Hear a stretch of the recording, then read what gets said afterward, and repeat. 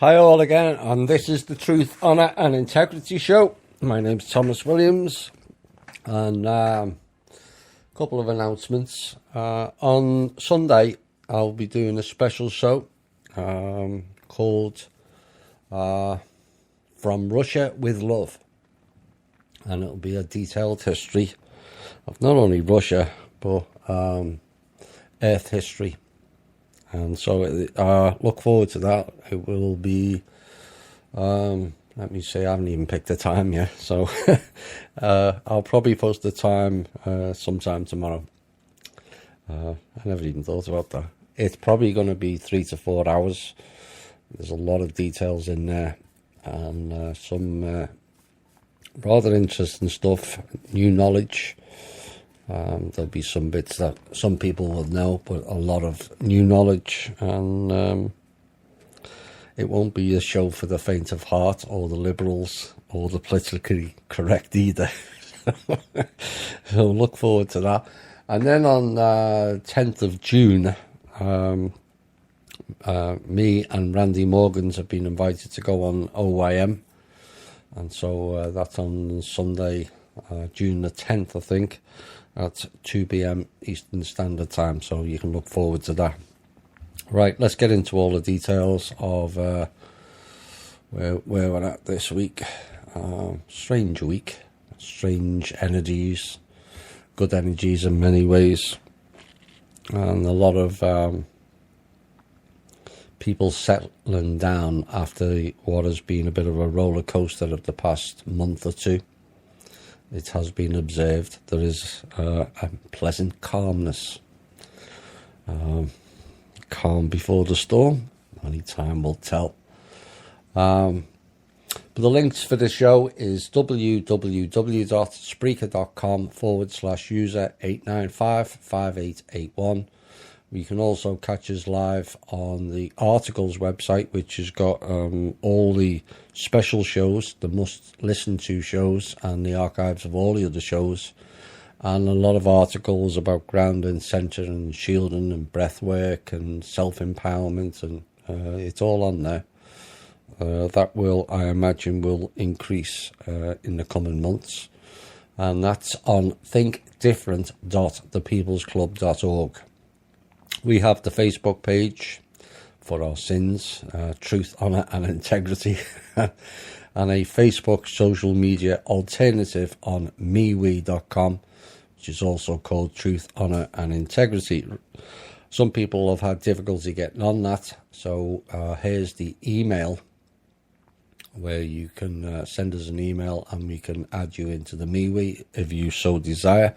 You can also send questions into the show, comments into the show, and for the person with 21C clearance, this is the email you need to contact: truth.honor.and.integrity@gmail.com. truth.honor, spelt the American way, .and.integrity@gmail.com. And we have the People's Club donations website link detailing about the foundation at thepeoplesclub.org. Right, I want to say thank you to all the people who have donated. Sometimes I overlook that and forget, and particularly one person who donated a rather large amount last month. Thank you very, very much. Right, let's get into the gist of the show. We do have bits of intel. We've got a lot of op-ed pieces to cover that is based on the news that is going on, which has turned into intel in many aspects. We may get more intel in the next hour, but there's plenty going on there. But let's get into some of the news items. We're also going to have some fun in the second hour as well, with a few people who like to play games, but there you go. Right, Mark Inch, the director of the embattled Federal Bureau of Prisons, abruptly announced his resignation last Friday. He's not the first, and he certainly won't be the last.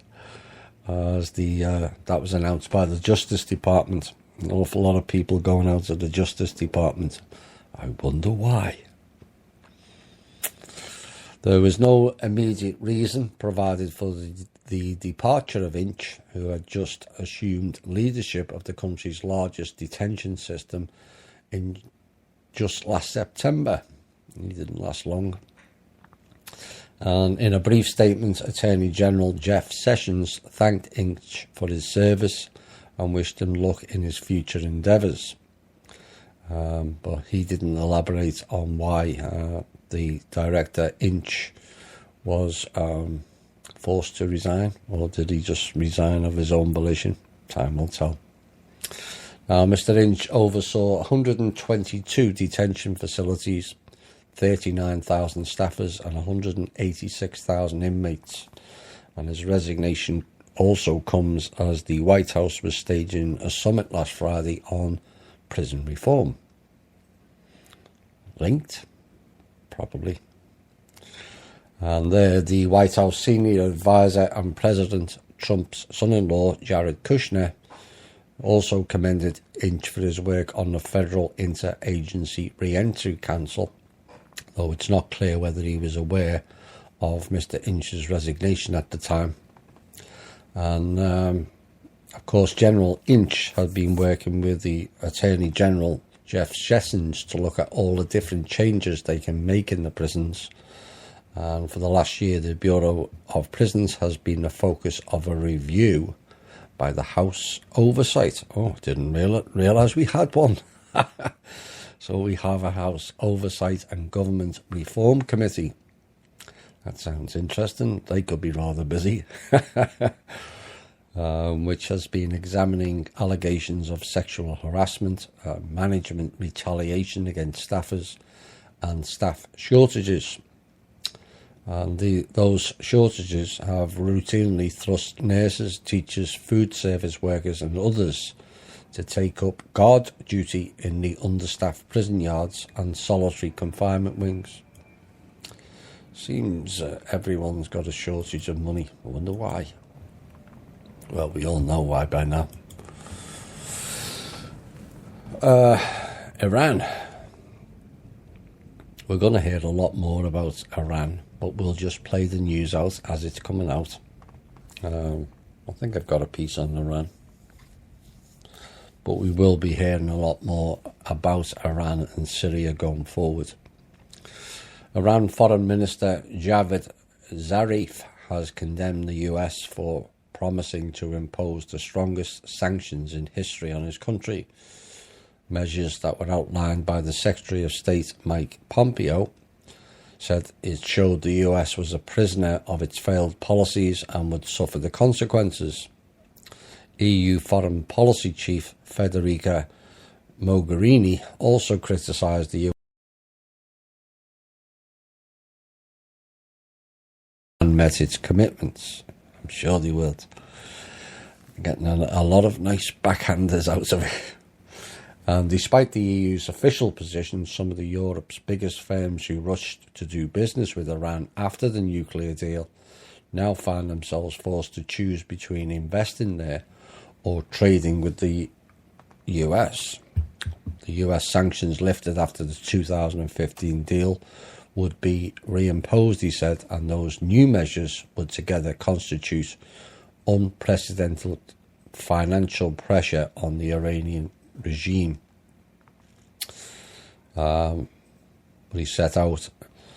He also set out conditions for any new deal with Iran, including the withdrawal of its forces from Syria and an end to its support for rebels in Yemen. Really?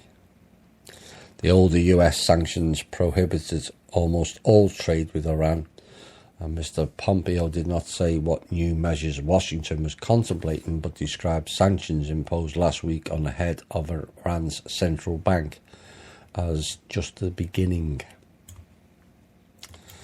That's going to play and play. I'm going to end up with a Oliver North type thing.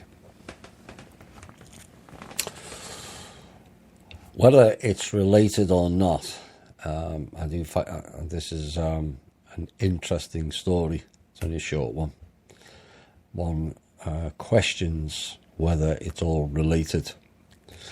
More than 800 people have been poisoned after eating toxic wild mushrooms in around 10 provinces in the west of Iran. At least 11 people have died from the effects of the fungi and hundreds more have been hospitalized. There is no effective treatment for this kind of poisoning. At least 2 people have received liver transplants, and the mushrooms concerned looked very, very similar to edible ones. People are being urged not to buy loose mushrooms and only purchase those packed and sealed in shops. See why I added that in. Who's playing games? Ebola mushrooms now. Yeah, they're still there plugging the Ebola in the Congo. Yeah, right. Nothing to do with the president there or the prime minister. They're telling the Rothschilds to go and suck it. But there you go.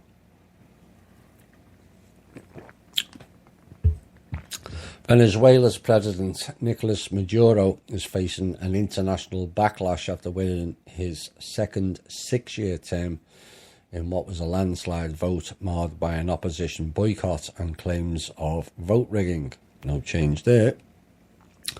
But 14 countries, including Argentina, Brazil and Canada, have recalled their ambassadors from Caracas in protest. The US has imposed new economic sanctions. It seems to be that's all we're doing these days. After Sunday's elections, Venezuela is suffering from food shortages stemming from its economic crisis, and voter turnout was very low. Probably because they think it's a complete not a waste of time. But the US President Donald Trump called for new elections to end the repression of Venezuelans. But perhaps you can call for the funds that were sent by the trust to the Venezuelan people to be unblocked by the clowns. If you want to end the repression.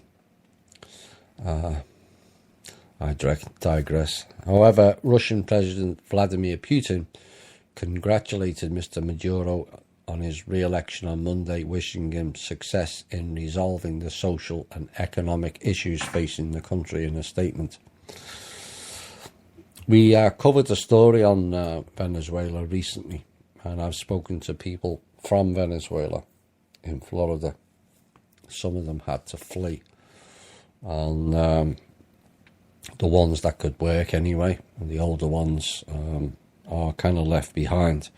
But there's the government, and there's the debate over whether Mr. Maduro is good or bad or indifferent. It's debatable at this point. Mr. Maduro, the Venezuelan president, perhaps is just a puppet like every other government official. But the issue is the government won't hand out any money, and the banks refuse to hand out money. And people are trying to access their accounts, and there's one report of a journalist who went there and tried to access money for what he needed for food and whatnot, and he queued for 6 hours and came out of the 4 banks of the queues with $4. That's all they would allow him to have. And some of the wages that are being described over there are $2.60 a month. Yes, I said that right. So it's costing them 3 months' wages just to buy a chicken. So it's a really poor situation, and this has been a big problem not only in Venezuela but in a number of Central and South American countries because of the Rothschilds and the IMF goons blocking banks, when funds were being sent. IMF sent mercenary thugs to various countries to stop them delivering the funds. One or two countries have now decided to fight back. It needs them all to do so and kick them out once and for all. The US Department of Justice says it is expanding an internal inquiry after President Donald Trump suggested the FBI infiltrated his 2016 campaign. Go figure. And the department said on Monday it would look for any political motivation in its own inquiry into alleged Russian election meddling in the US. Doesn't mention about Democrats' election meddling and the machines that were found to contain only Clinton votes. Wonder why we haven't heard about that. Mr. Trump later backed the move after meeting top justice and FBI officials at the White House. And he's kind of upset at the moment that a confidential source was used during the investigation. And he said he wants to know whether members of the Obama team ordered such a move. Yes, they did. But Democrats and members of the intelligence, there's a misnomer in itself, community have warned against unmasking a source because they say this puts lives at risk. Really. They didn't bother when they were putting Valerie Plame's life at risk or putting the American people's lives at risk. Chloe's here. The announcement comes after US media reports suggesting the FBI had an informant meeting campaign aides. The Deputy Attorney General Rod Rosenstein, TikTok, said action would be taken if any infiltration was found, and if anyone did infiltrate,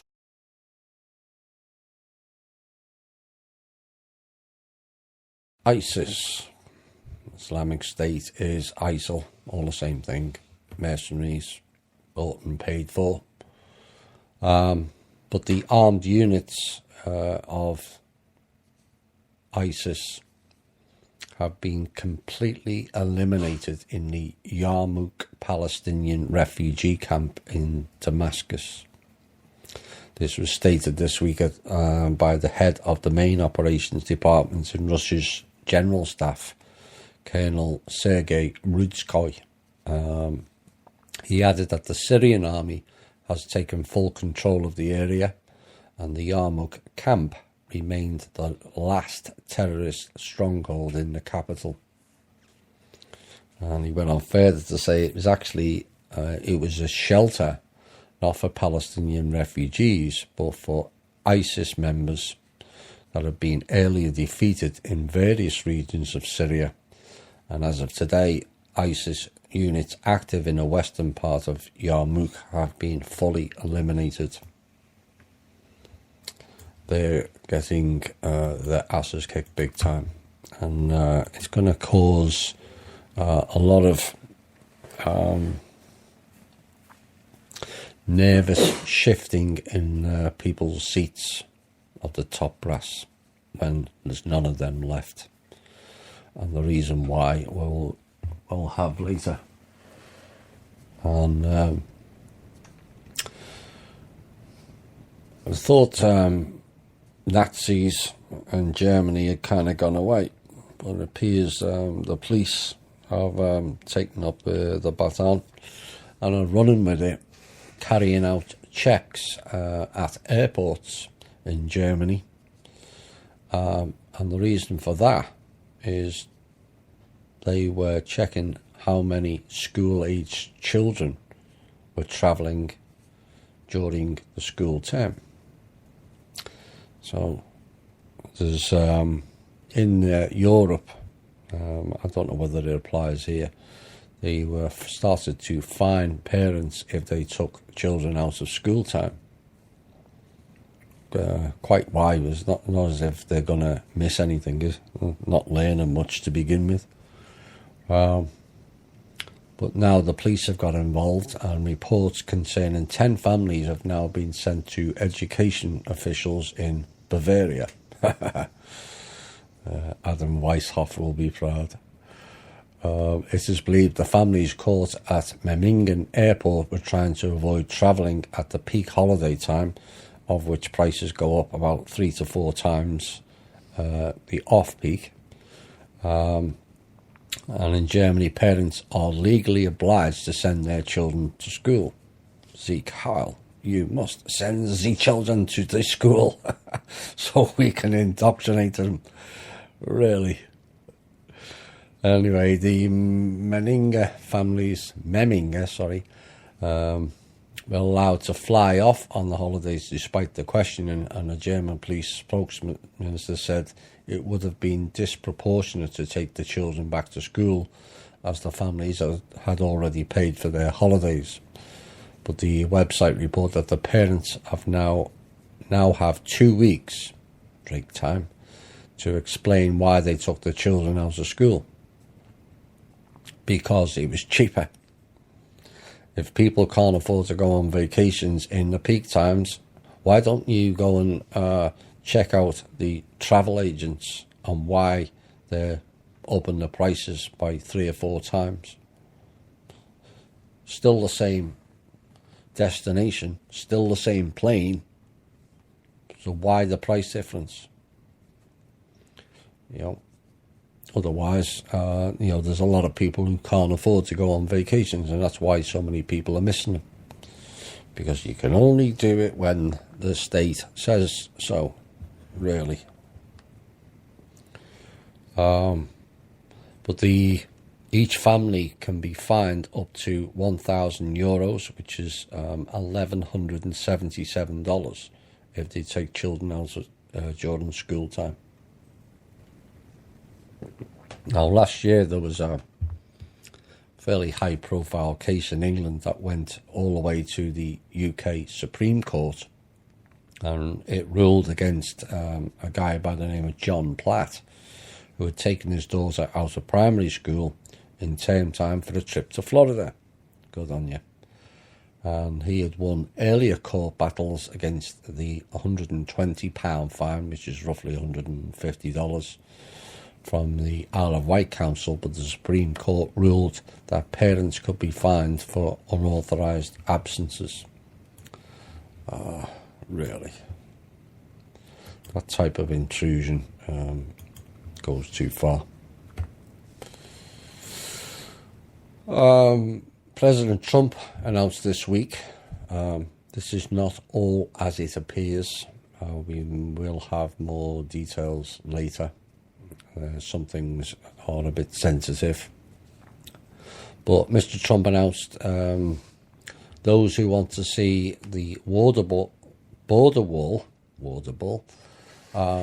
being built may get a chance to help fund the project if a recently introduced bill is passed.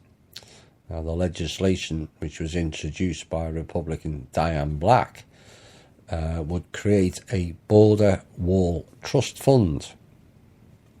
People could donate any amount of money to it, and with the funds specifically designated for whatever it takes to build the wall, whether it's supplies or the salaries to build. And all of it would be overseen by the Treasury Department. Put 2 and 2 together, please. Real immigration reform cannot be achieved without a secure border, and Mr. Trump has been clear about this since day one. The most important job of the federal government is the safety and security of the American people, and if citizens in our country wish to contribute to this effort, they absolutely should be given the opportunity. And Mr. Black said, while anyone can donate money to the US Treasury now, this trust fund would ensure donations would specifically go towards the construction of the border wall. We will have more details on that at a later date. It's a bit sensitive at the moment.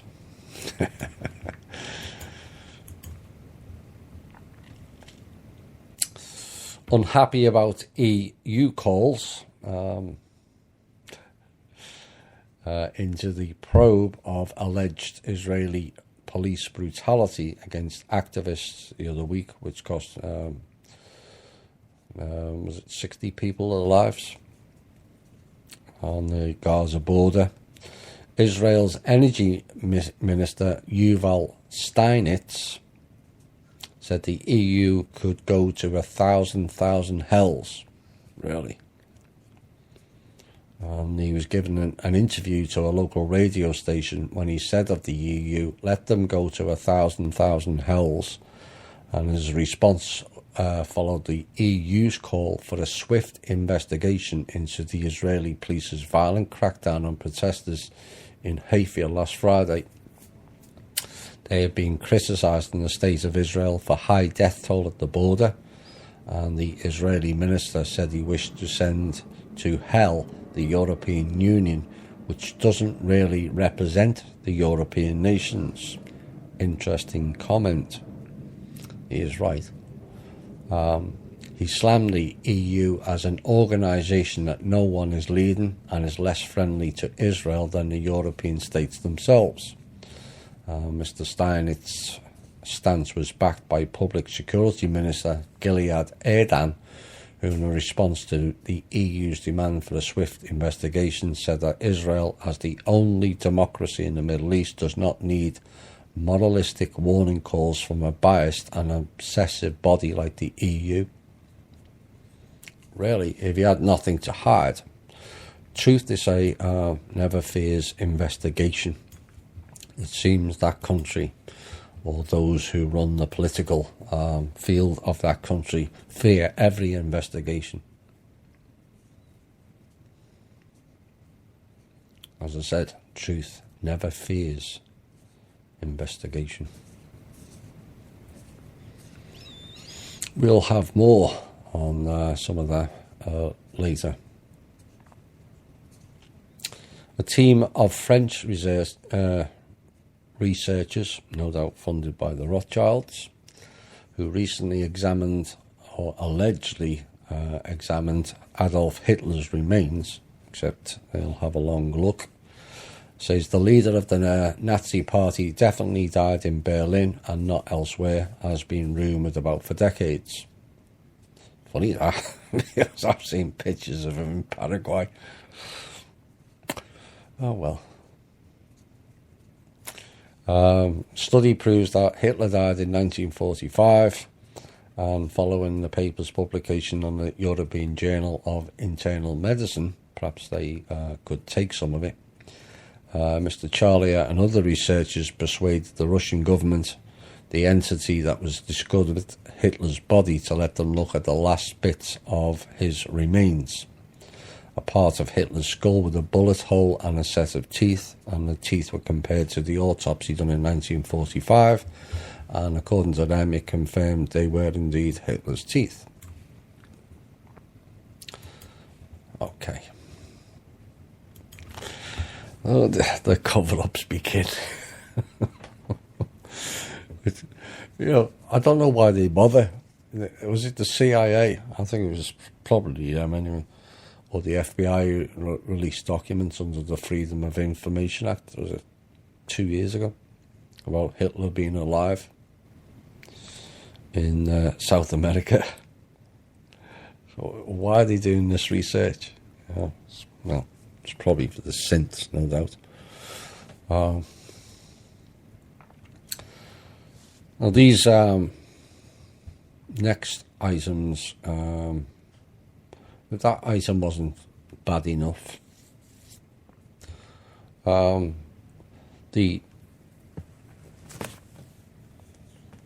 story that broke this week, which we have covered on our show before, but it highlights the ongoing problems with the political correct people. This particular woman, a white woman, was booed off at a Kendrick Lamar gig, whoever he is, or she, whatever, for singing the N-word on stage. Now, the rapper invited the woman who identified herself as Delaney to sing M.A.A.D. City during his set at the Hangout Festival in Alabama. But Kendrick stopped her after she repeatedly used the N-word during the song, which is actually in the song. The crowd reacted angrily, and Kendrick told her, "You got to bleep that single word out." And she appeared not to realise why she'd been stopped and asked, "Am I not cool enough for you, bro?" But the crowd in Gulf Shore, Alabama started booing on hearing the woman singing the racial slur, which she later apologised for, saying that she was sorry she did it, but then asked why should she have to delete it. If Kendrick Lamar sings the N-word,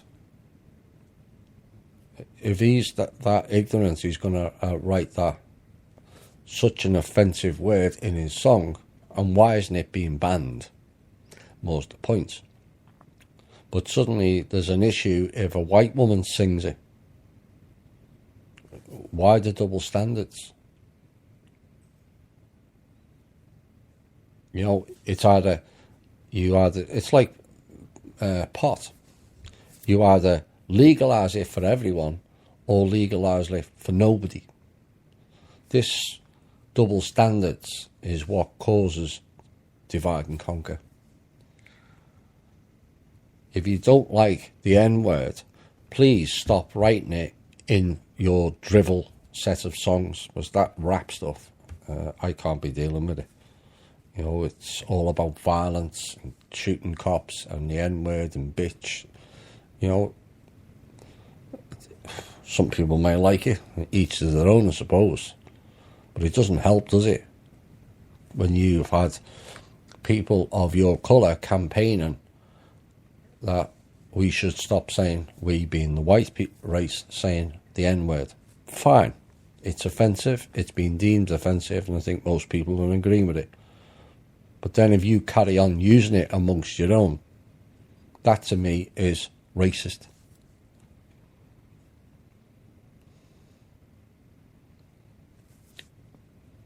Unbelievable. And I hope the black community don't buy into that, because it's another division of the people. We don't need it. So if it's not good for one group, it's not good for all. That's the gist of it. Sweden is next story. Not often we cover them. But they've gone all fear porn this week.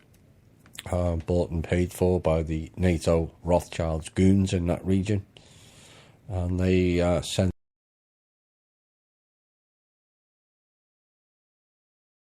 So, in case there's a war, and explaining how to best prepare for various major crises, I would suggest Sweden's going to be the next false flag or some sort of terror event. They all set it up. And these include terror and cyber attacks, natural disasters, serious accidents, and military conflicts. Those who prepare improve the ability of the country as a whole to cope with a major strain, it said. Think about how you and people around you will be able to cope with a situation in which society's normal services are not working as they usually do. I didn't realise they did to begin with. Does anyone's social services work the right way? Certainly in the UK, never. And the leaflet, which is entitled "If Crisis or War Comes," has been distributed amid concerns over Russia. Let's blame Russia. Russia's to blame for everything. And alleged Russian military activities. Really, what about all the missile sites that have been put on Russia's border? But did Russia do that as well? Poland, Norway, Sweden, Georgia, Hungary. So that all came under a section called Home Preparedness Tips. And they're telling people they should all buy salmon balls, whatever that is, tea lights, whatever that is also, and wet wipes. Really. Strange lot up there.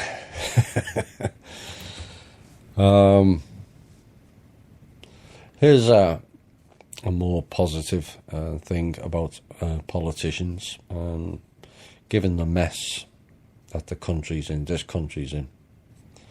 It could also be a pointer that it could be a very interesting and busy summer. But Republicans senators say Majority Leader Mitch McConnell is seriously considering cancelling part or all of the August recess. Think about that. As leadership plays catch-up on confirming President Trump's nominees and funding the government. Mr. McConnell had been tight-lipped about his thinking, only saying he would make an announcement soon. But the Republican senators say Mr. McConnell has told them in multiple closed-door meetings that he's weighing the idea of scrapping at least part of the 4-week summer break. Mr. Richard Shelby added that leadership is sending out a signal, a strong one, that we'll be here in August as well. That could well be a pointer. But Republicans are facing intense pressure from Conservatives and the White House to stay in town if they haven't whittled down a backlog of nomination votes or made progress on government funding bill. 2+2. All right. This is the last, penultimate one before we go into the last piece, which is about banking, before we go into a music break. But a significant business partner of Michael D. Cohen, President Trump's personal lawyer, has quietly agreed to cooperate with the government as a potential witness. A development that could be used as leverage to pressure Mr. Cohen to work with a special counsel examining Russian interference again in the 2016 presidential election. I'm getting kind of bored saying those words. Under the agreement, the partner, Evgeny Friedman, a Russian migrant who is known as the Taxi King, will avoid jail time if he coughs up some details, and will assist government prosecutors in state or federal investigations, according to a person who was briefed on the matter this week. Now, Mr. Cohen's conduct was initially examined by Robert Mueller, the special counsel investigating the election that led to Mr. Trump's victory, and then referred to the United States Attorney's Office in Manhattan. Federal agents last month carried out search warrants of Mr. Cohen's home, his office, and a hotel room where he was staying, seeking documents related to his business associates and accountants. It seems Mr. Cohen has a lot more to answer for. We'll find that out soon as well.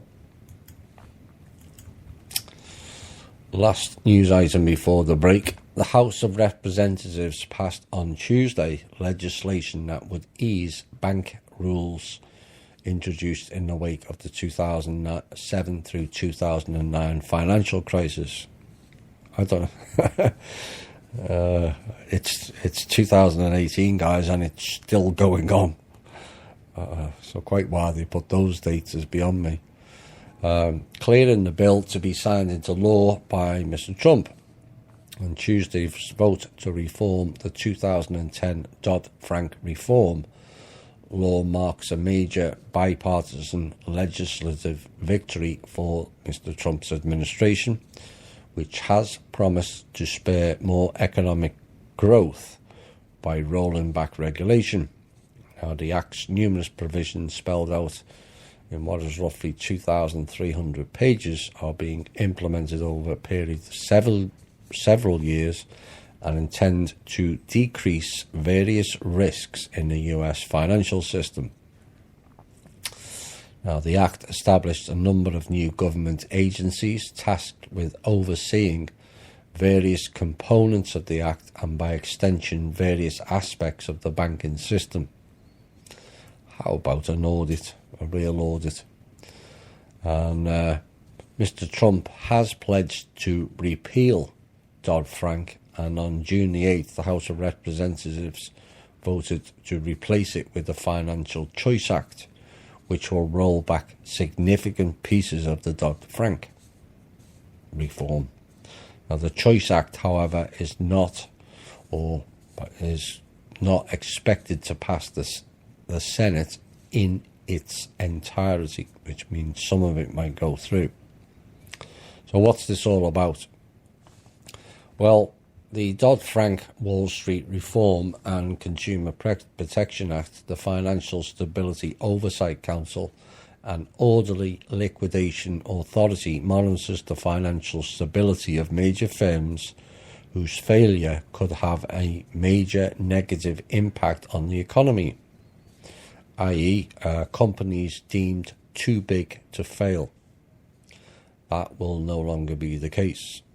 It also provides for liquidations or restructurings via the Orderly Liquidation Fund, which provides money to assist with the dismantling of financial companies that have been placed in receivership and prevents tax dollars from being used to prop up such firms. The Council has the authority to break up banks that are considered to be so large as to pose a systemic risk, and it can also force them to increase their reserve requirements.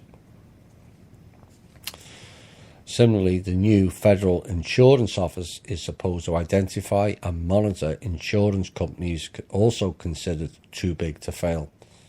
And the Consumer Financial Protection Bureau is supposed to prevent predatory mortgage lending, reflecting the widespread sentiment that the subprime mortgage market was the underlying cause of the 2008 catastrophe, and also make it easier for consumers to understand the terms of a mortgage before finalising the paperwork. And it also prevents mortgage brokers from earning higher commissions for closing loans with higher fees and or higher interest rates, and says that mortgage originators cannot steer potential borrowers to the loan that will result in the highest payment for the originator. Now, the CFPB also governs other types of consumer lending, including credit and debit cards, and addresses consumer complaints. It requires lenders, excluding automobile lenders, to disclose information in a form that is easy for consumers to read and also understand. And an example is the simplified terms you'll find on credit card applications. Now, a key component of Dodd-Frank, the Volcker Rule, Title 6 of the Act, restricts the ways banks can invest, which will limit speculative trading and eliminating proprietary trading also, effectively separating the investment and the commercial functions of a bank. And the Volcker Rule strongly curtails an institution's ability to employ risk-on trading techniques and strategies when also servicing clients as a depository. Banks are not allowed to be involved with hedge funds or private equity firms, as these kinds of businesses are considered too risky. Also, in an effort to minimize possible conflicts of interest, financial firms are not allowed to trade proprietarily without sufficient skin in the game, enough assets. And the Volcker Rule is clearly a pushback in the direction of the Glass-Steagall Act of 1933, a law which recognised the inherent dangers of financial entities extending commercial and investment banking services at the same time. Yes, indeed. Now, the Act also contains a provision for regulating derivatives such as the credit default swaps that were widely blamed for contributing to the 2008 financial crisis, because these exotic financial derivatives were traded over the counter as opposed to centralised exchanges as stocks and commodities are.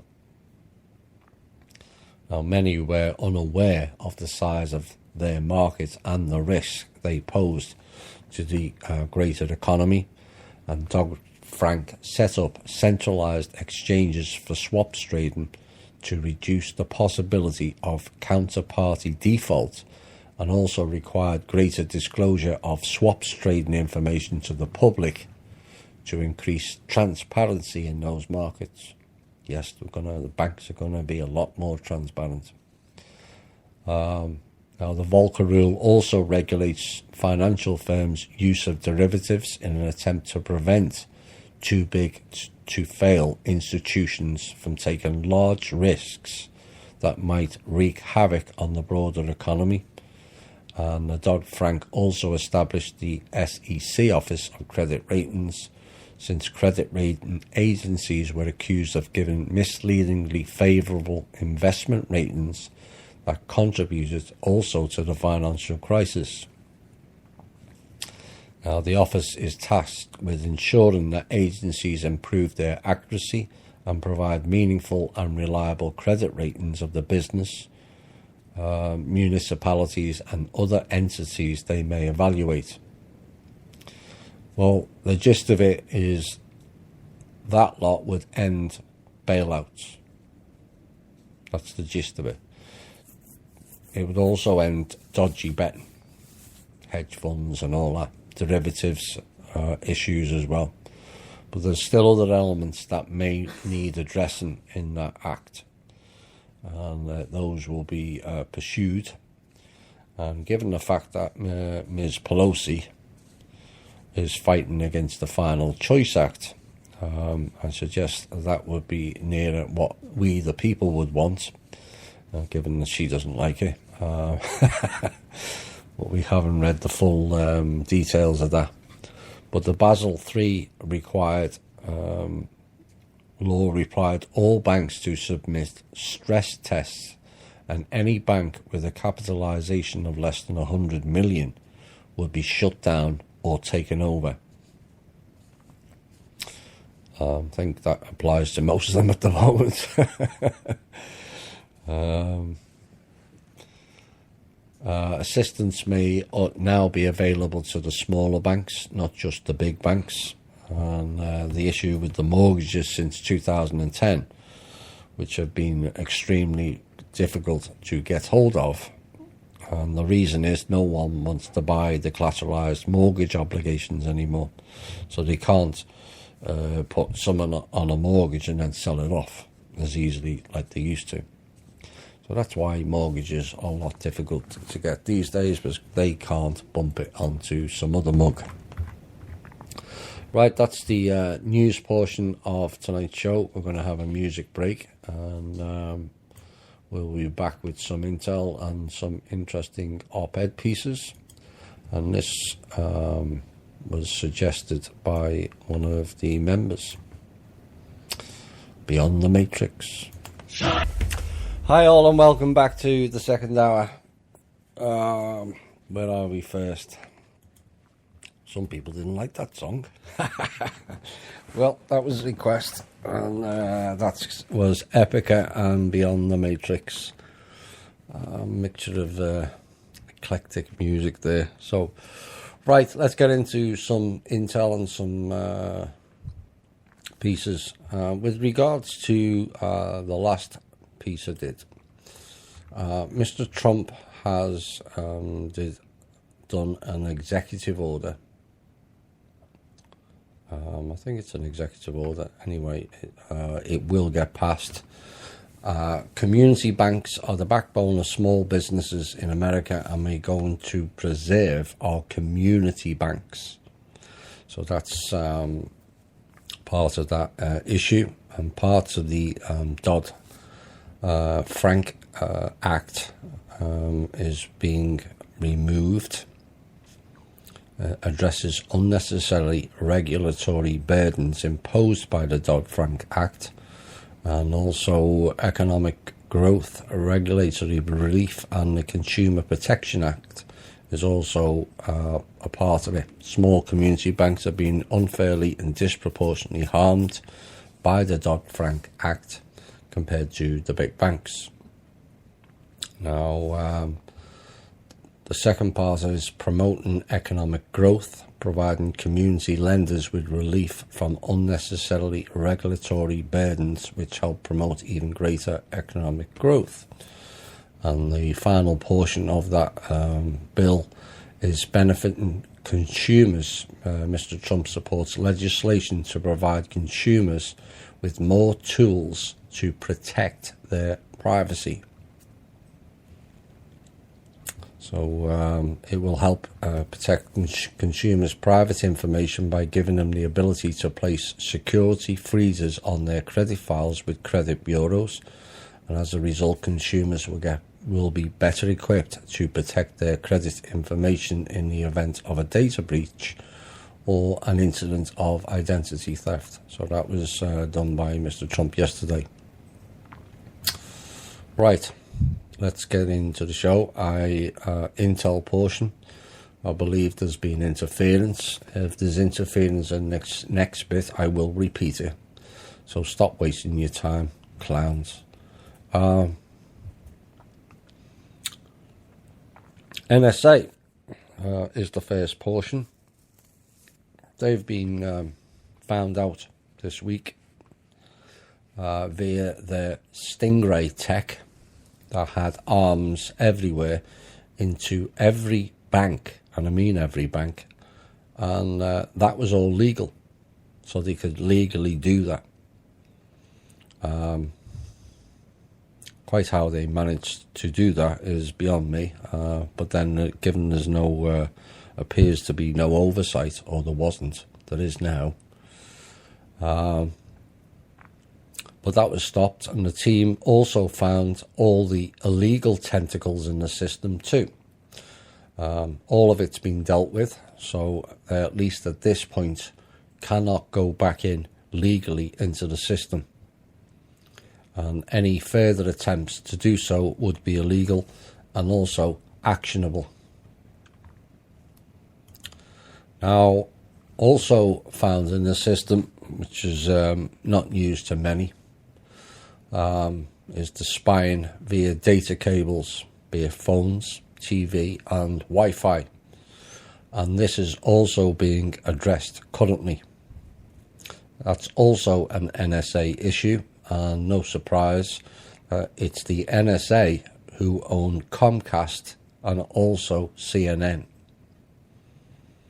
I'm still waiting for a full confirmation of whether CNN was raided by troops this week. It is possible. Apple has their own spyware riddled with malware and also Trojans and backdoors, and it's known as iSpy. They like to play games. Well, we like to play games also, and we're shutting it down. And that's being addressed also. Now, this show has been warning about the dangers of Amazon for many months.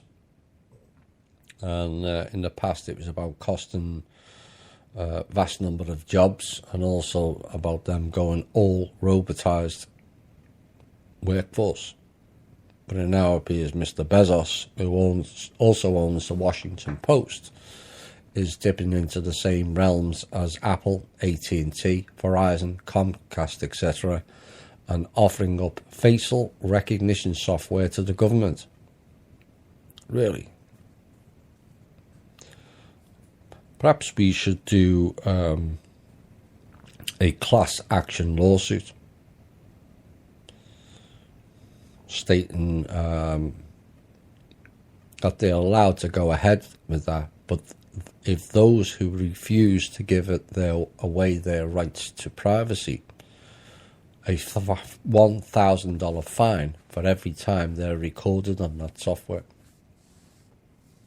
So in essence, then we would be trademarking ourselves. Why should they make money off us and we not getting any benefits from it? This nonsense has gone on too long with Facebook and all the other advertising people, making vast quantities of money using us as the marketing ploy. So if they're going to use facial recognition software, we should have the right to opt out.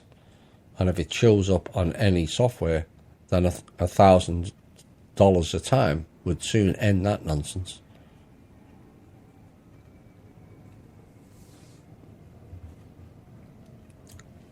Amazon needs to be shut down and broken up into many smaller companies, but not only are they looting the economy at record amounts of billions per week, they're making profit, not trading, profit. But facial recognition, seems Amazon is all not what it seems. Now, long-time listeners may remember me exposing Erik Prince, super soldier guy, and his links to the Chinese elders, aka the Rothschilds.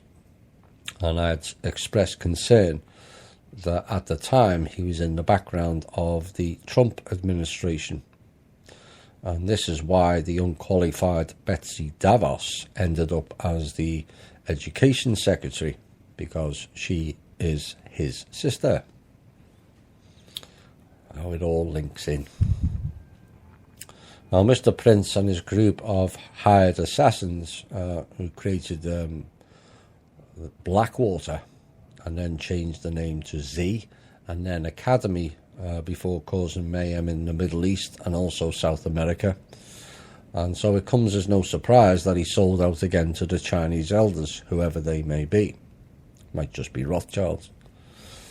And he was the founder of Blackwater, a civilian military that was hired by the Chinese elders in the past month to destroy the American economy and then buy it back for pennies on the dollar. I'll repeat that again. Mr. Prince, the founder of Blackwater's civilian military, was hired by the Chinese elders to destroy the American economy and buy it back for pennies on the dollar. Just crashed the whole country. That's what the Rothschilds did to the UK. That's how they took over the city of London. And their methods of warfare are to essentially block any money coming into the country, especially from the trust. He was also as part of his contract, was supposed to steal as much money from the trust as possible and take a 20% commission. Now, Mr. Prince's contract with the Chinese elders runs out in the next 24 hours, and so that will fail also.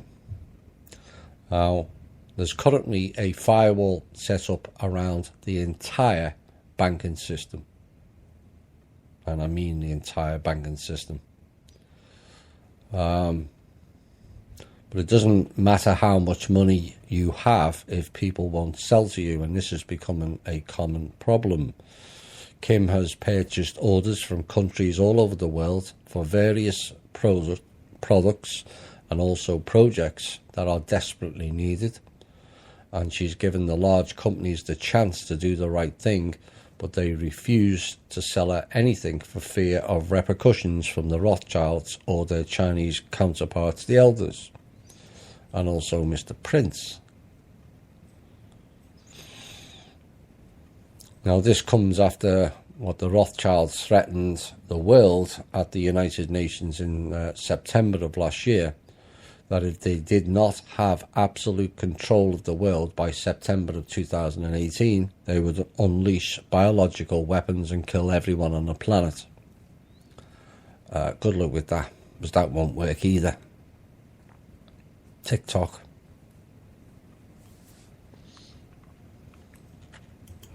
Where there is a number of FBI agents willing to step out soon and reveal all manner of things if subpoenaed by a certain council.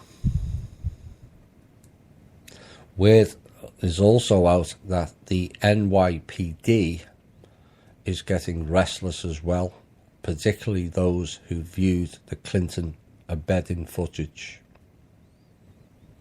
I'm not saying any more than that.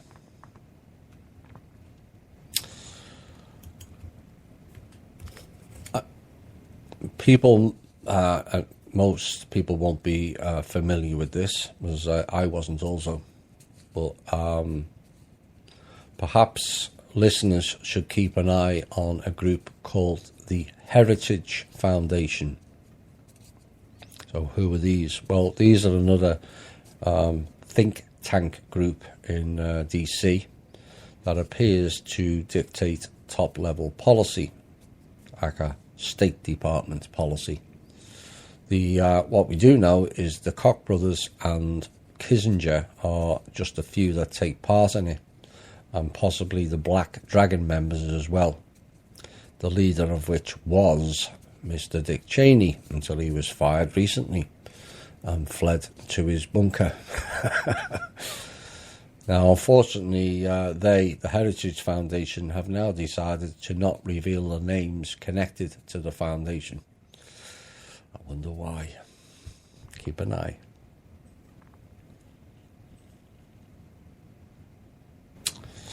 Next portion. Everyone by now has heard of the term the Crown of England, and many thought that it's linked with the Queen of England. It's not. It's located in the state of City of London, which is not connected to London or the UK for that matter, and is a separate principality like District of Columbia and like the Vatican, and to a lesser degree Switzerland and Luxembourg. Well, the Rothschilds were in full control of the crown. This was going back to the war between England and France, when the Rothschilds lied to the country that Britain had lost the war. All the stock market collapsed and the Rothschilds bought it up for pennies on the dollar. Sound familiar? And then produced the truth document that Britain had won the war, and all the market went skywards. So the Rothschilds then gained vast millions at the time, in the 1800s, which then took over the whole City of London. But the control of the crown, the Rothschilds had pledged that to the trust. And as they are no longer part of the trust, they no longer are in control of the crown. Oops. And this was part of the move to disconnect America from the clutches of the crown, and facilitated the Sovereignty Declaration back in January. And the main aspects of that sovereignty have yet to be implemented. It's still underway and still ongoing. So, message to the countries is, when the Roths turn up to your country spouting that they own the crown and the District of Columbia and all kinds of other things, please tell them to show proof of claims. Demand it. And when it's not forthcoming, tell them to go and F themselves. Literally. They own nothing. All of it was pledged to the trust,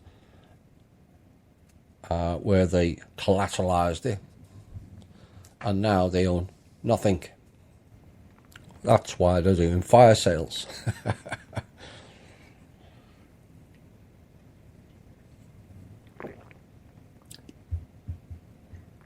Next news item. The clowns are busy, well, we're busy this week trying to issue lines of credit off the trust accounts. They don't quit, do they? Which was never possible to begin with, but also due to the new firewalls with total transparency. The whole freaking world now knows that the clowns were trying to issue bogus lines of credit from the trust accounts. These people are stupid. Complete dumbasses. Well, as they say, desperate people do desperate things, and boy are they desperate currently. But thanks for outing yourselves.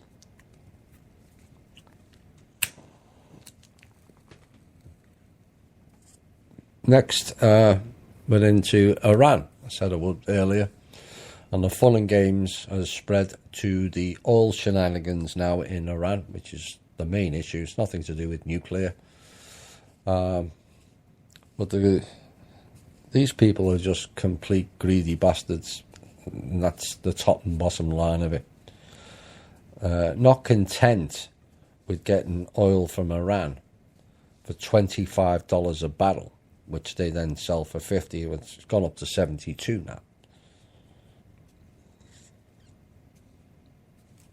So they're making $47 a barrel as it stands.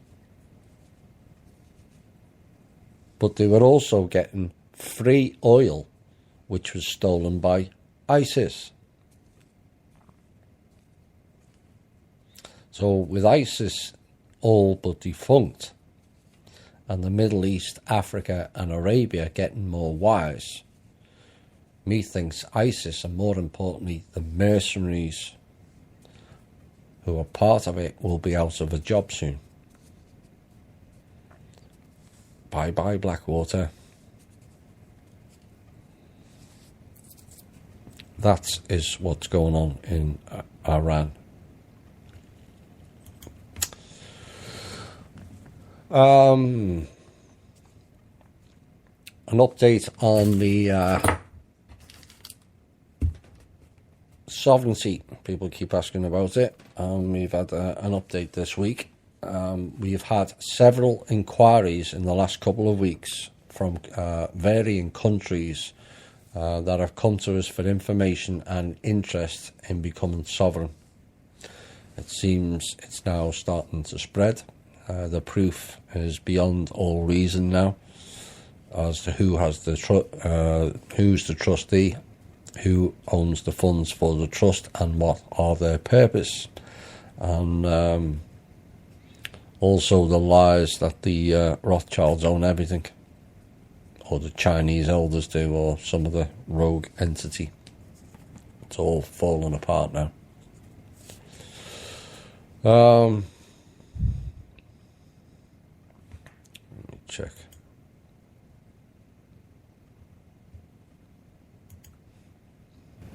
Venezuela, so I would mention them again. Getting heavily hit currently for the people, and the reason is because one of the reasons is the Venezuela president is not interested in donating all of their oil reserves to the same clowns that are messing in Iran and other places.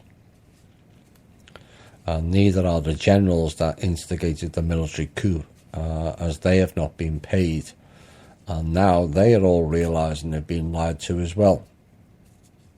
The sad part is there is vast pallets of overprinted Bolivia all over the place in South America, courtesy of the company known as De La Rue, which is a Rothschild-owned company to print currency.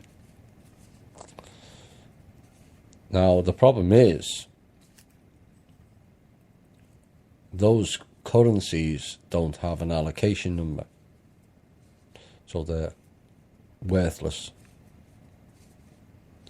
And the message to South America, please combine together and throw them all out, including the stolen land in Paraguay done by the Nazis and the Bush cartel. Throw them out.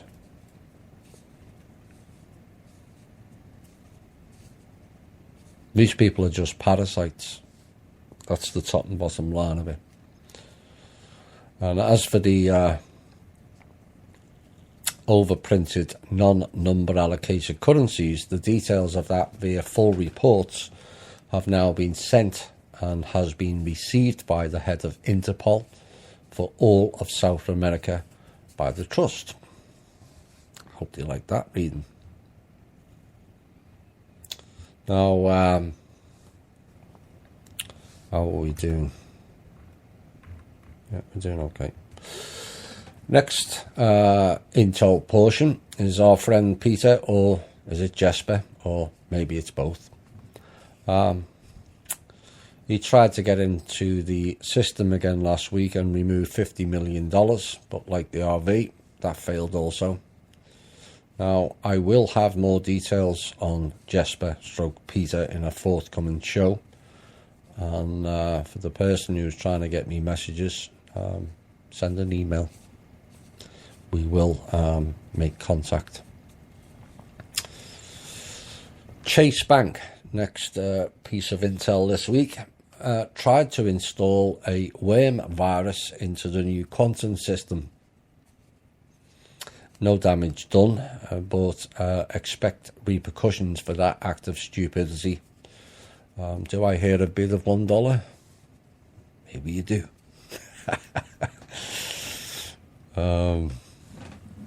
Now, last week, Anna von Reitzinger, was it Ratzinger?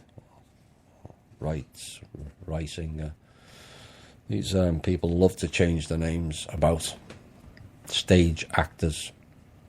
Anyway, she put an article on Facebook describing the 4,800 trusts and claimed that she knew some of the trustees, and according to the World of Anna, she's working on obtaining a $2,000 per month stipend for peoples of the world. Okay. Now, here's the real information. Every off-ledger trust was consolidated into one in February of 2013. All of them.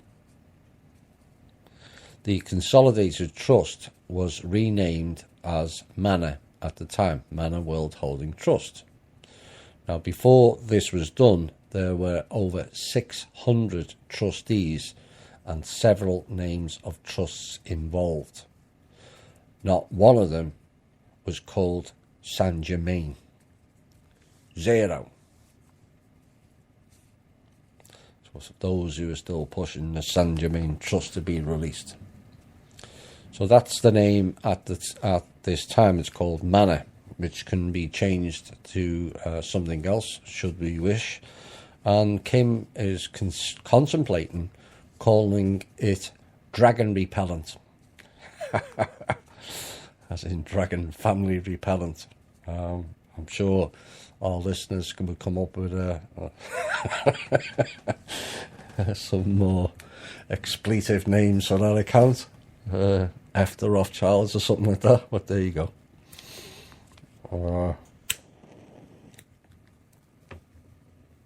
This is, I think that's it on the intel. There is a couple more bits that I need to cover.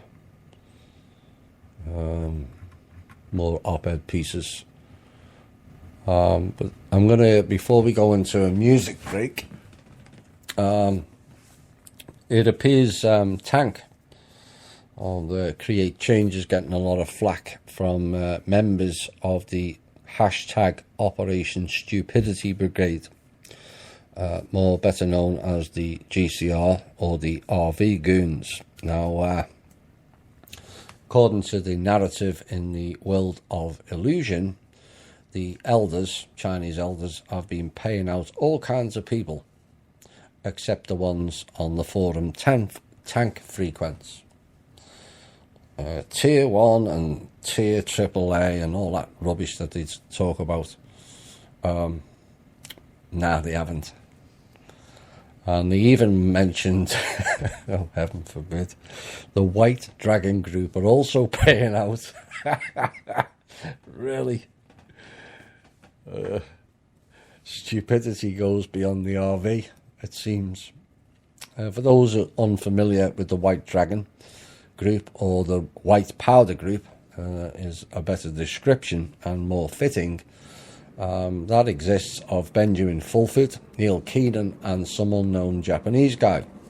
It has no ninjas, it has no authority, and has nothing of any note, unless you like working with rogue CIA agents, Rothschilds, or fake Chinese elders. And as for the fake Chinese elders, do you know no one has ever met them, or even knows their name, or whether they actually exist? I mean, you can't make this stuff up. So the people who are giving Tank a lot of flack need to quit. You know, you carry on with your fists full of fake currencies, be it Zims, dinars, dings or dongs, because you'll all be in your graves multiple lifetimes waiting for that payout.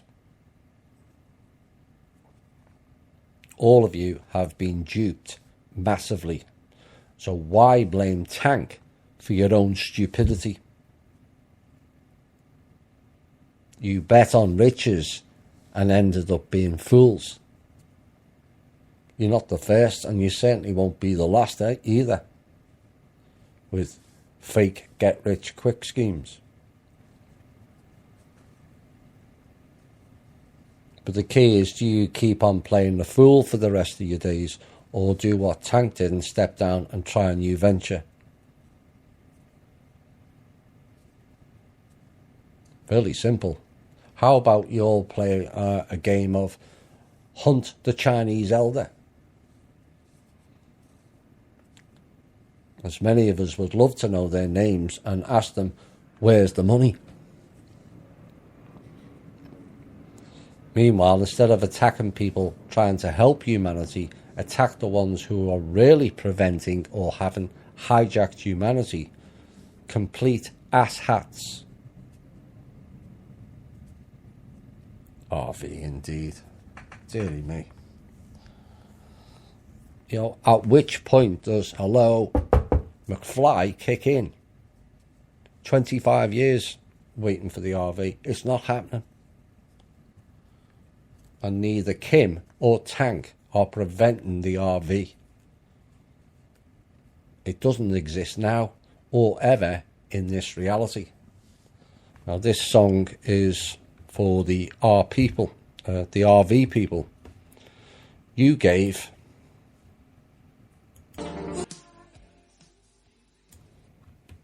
that was for the RV people. You gave money for nothing. You'll never get anything back. Although you have been offered the possibility that the trust may, at a future date, give you a one-on-one for at least get your money back. I don't think Rothschilds or any of the other goons or the so-called Chinese elders that nobody knows who they are. Just quit it and take your anger out on them clowns and leave Tank alone. All right. Talk about desperation. Pentagon's going with the begging bowl again. And there was an article, I think it was yesterday, where I looked into it, where the Pentagon were complaining. Perhaps they need to take a look at themselves. But between globalization and nearly 20 years of constant warfare, of which they were participants in. Perhaps that's the problem. And the industrial part of the US military-industrial complex is not looking so good, according to a new Pentagon report, putting future wars at risk. Great. Just those words, the way they put it. Putting future wars at risk. Why do we need to have future wars? And this is the mindset of these people, the top brass. Everything is about money and war, in no particular order. Now, the annual Industrial Capabilities Report, published by the Pentagon's Office of Manufacturing and Industrial Base Policy, warns that reliance on foreign-sourced materials combined with 20 years of intermittent conflict have put a strain on United States manufacturers of weapons parts and ammunition. And while the US national defense demands for materials are seldom unmet, there exist risks to their supply now, and risks are anticipated in the foreseeable future. In other words, countries are going to stop selling to them,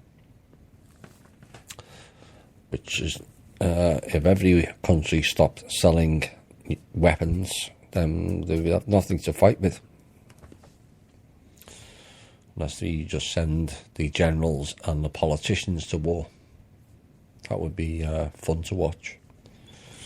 And the report describing two broad trends as the scarcity of materials used in new technologies and the US growing reliance on foreign supply.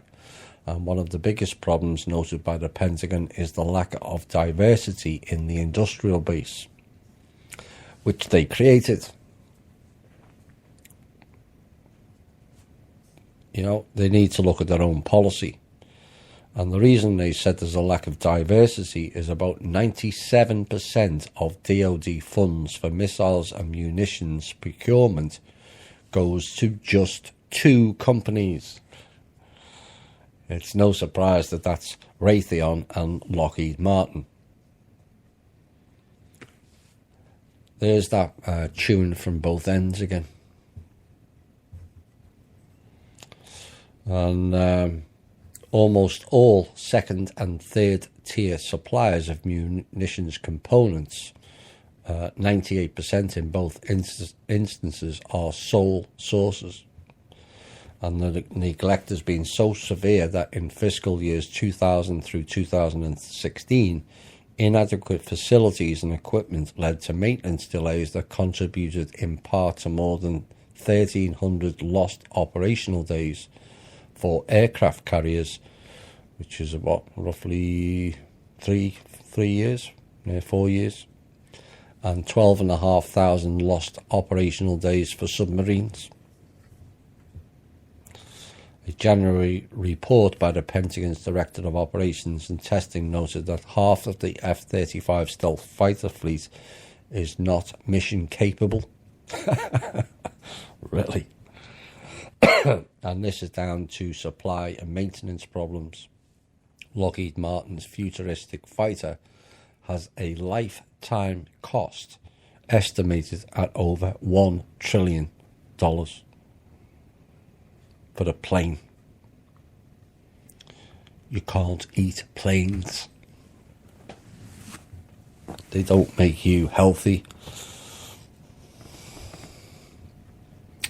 So the Pentagon have created their own issue by being in the pockets of the deep state people who insist that their buddies are on the shareholder list of Raytheon and Lockheed Martin, and are making bundles out of the funding. Now they can't keep up with it. A massive overhaul required.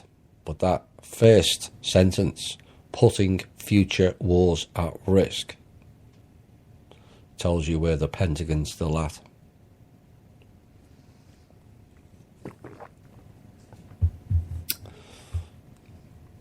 things are getting a bit strained.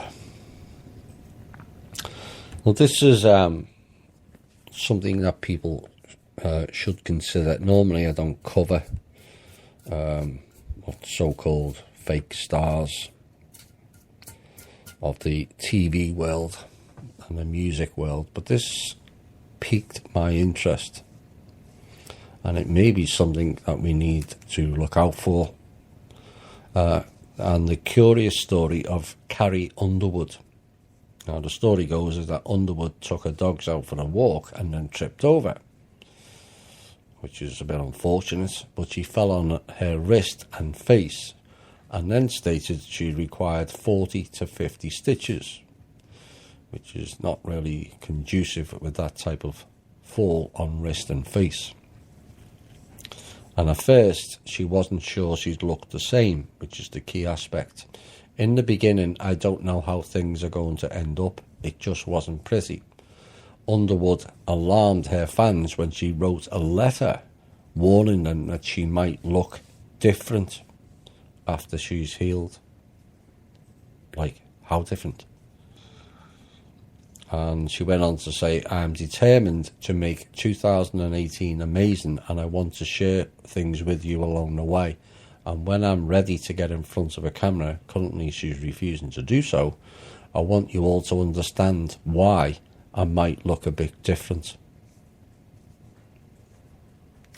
Has Ms. Underwood been switched out? That's why I pulled that story out, and it should be watched. Those that step out of line pay a heavy price. Look what happened to Britney Spears. Do you think she just went nutty and shaved her hair off? No. She started exposing the Monarch programme.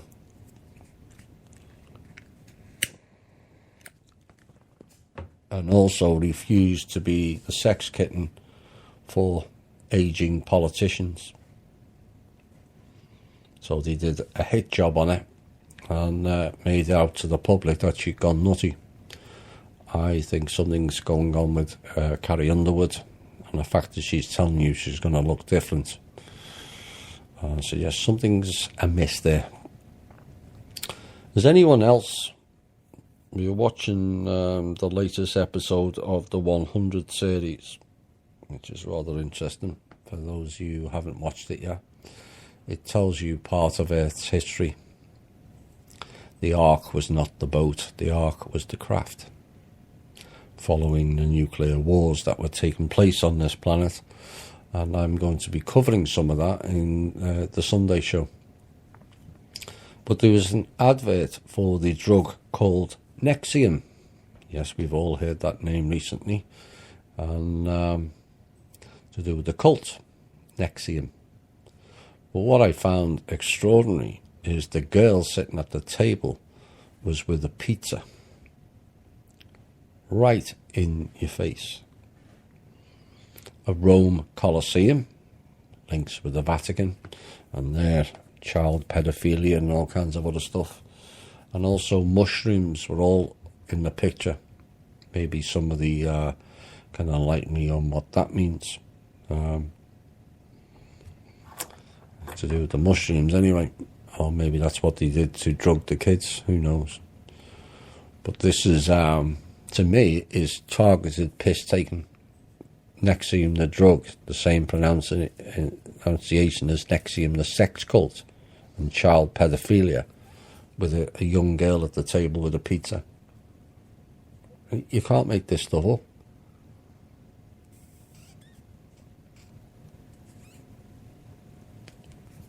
Now this next story should alarm everybody, and I mean everybody. Was civil rights activists are now opposing the passage of a bill that equates criticism of Israeli policies with anti-Semitism in the state of South Carolina. The new bill would effectively deem any criticism of Israel in publicly funded schools and state colleges as anti-Semitic.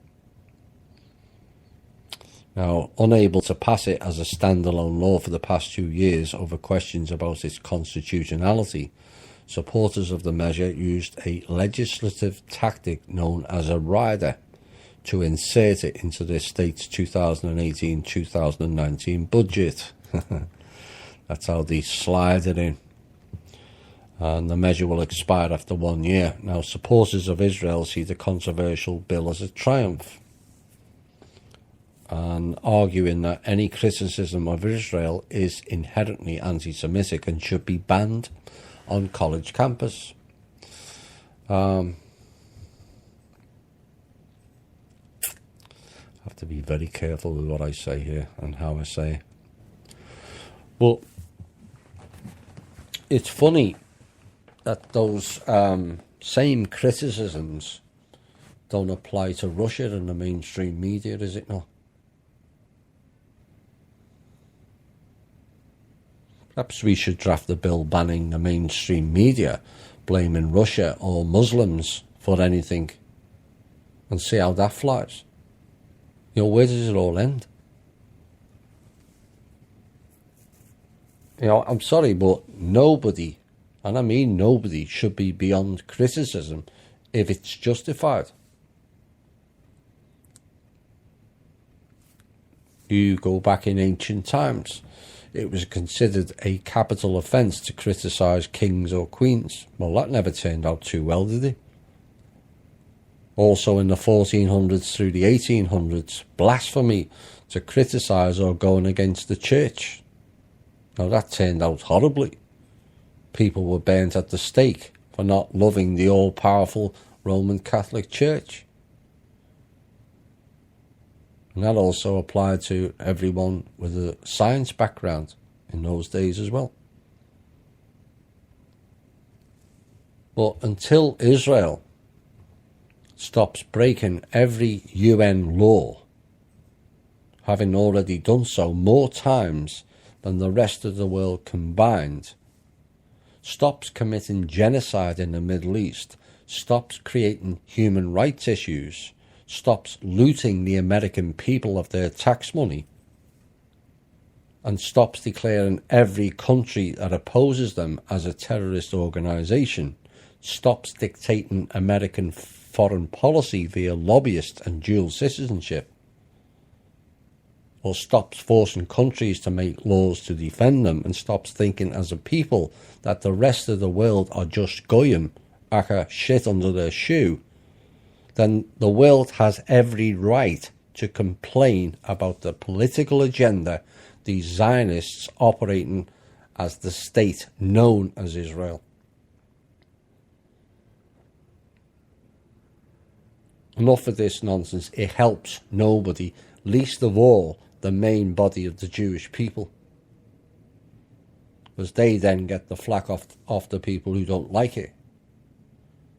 Of course, these Zionist goons are not interested in Israeli people. They're just pawns. But this is what happens with political correctness, which was not designed to be nice to this group or nice to that group, but solely to put the people in fear of speaking out anything that they want to stifle discourse on. That's the top and bottom line of it. Let's ignore the fact that Israeli people are Semites to begin with, because they're not, and never were. But that's a fake statement in and of itself for those who have done their research. But no one is above reproach, and everyone should be accountable for their own actions, whether they be countries, politicians, church people, or listeners to this show.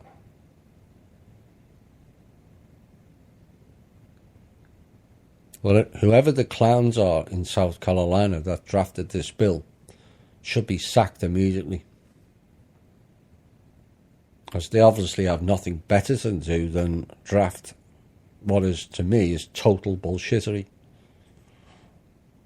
I'm sure the people of South Carolina have far more pressing concerns in their communities than someone criticising a country that's located 7,000 miles away. Enough's enough. Here's another example of that stealthy fascism and infringement on people's rights. Of course, this is another divide and conquer move. It's all stage managed, it's all deliberate. But it's now come out that NFL teams will be fined if players kneel for the US national anthem under a new policy. Freedom of speech. And the American Football League said players who do not stand for the Star-Spangled Banner can stay in the locker room until it's being performed. And the NFL also vowed to impose appropriate discipline on league personnel who do not stand and show respect for the flag and the anthem. But players responded, said the protests were against police brutality of African Americans, which is exactly what it is, and has kind of been sidetracked into you're unpatriotic because people don't look at the head of the issue. They follow the media sidetracking. They're being anti-American and unpatriotic. No, they're actually standing for a good cause, because there is a lot of police brutality, not only on African Americans, but on all of us.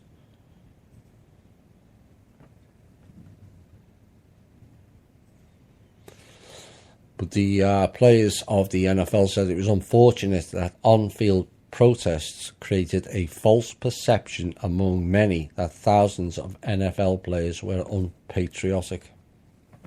Now, they're defending the right to walk peaceably around without being brutally assaulted just because they're of a certain colour, or the police don't fancy looking at that particular individual and just drag them in and give them a ticket.